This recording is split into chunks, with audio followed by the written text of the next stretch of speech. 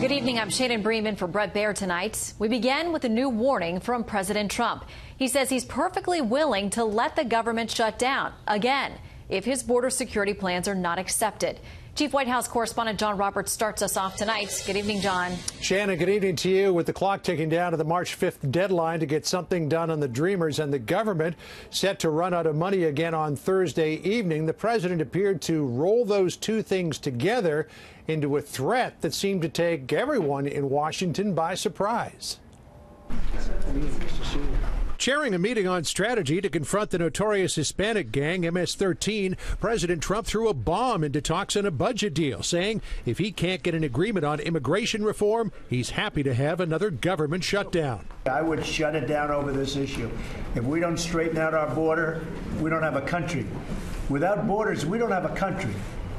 So would I shut it down over this issue? Yes. I can't speak for our great representatives here, but I have a feeling they may agree with me. The threat came straight out of left field. Democrats have been talking about insisting a DACA deal be in place before moving ahead with a 2-year budget, but on the idea of another shutdown, the president found himself an army of one. Speaks for itself.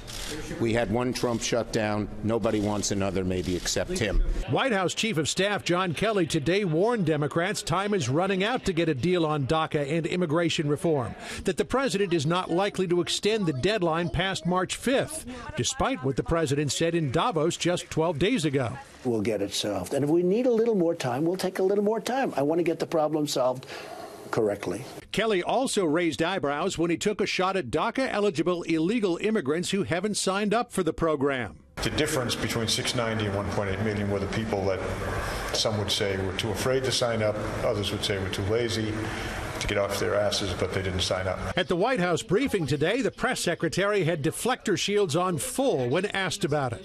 We want to solve the problem on DACA, and we want to solve the border security issue. We want to end chain migration. We want to end the visa lottery system. What we don't want to do is continue kicking the can down the road. We're focused on actually getting a solution. And frankly, I think if anybody's lazy, it's probably Democrats who aren't showing up to work and aren't actually getting to the table to make a deal on this. Behind the scenes, the White House today began the process of reviewing the newly received Democratic memo on FISA abuses.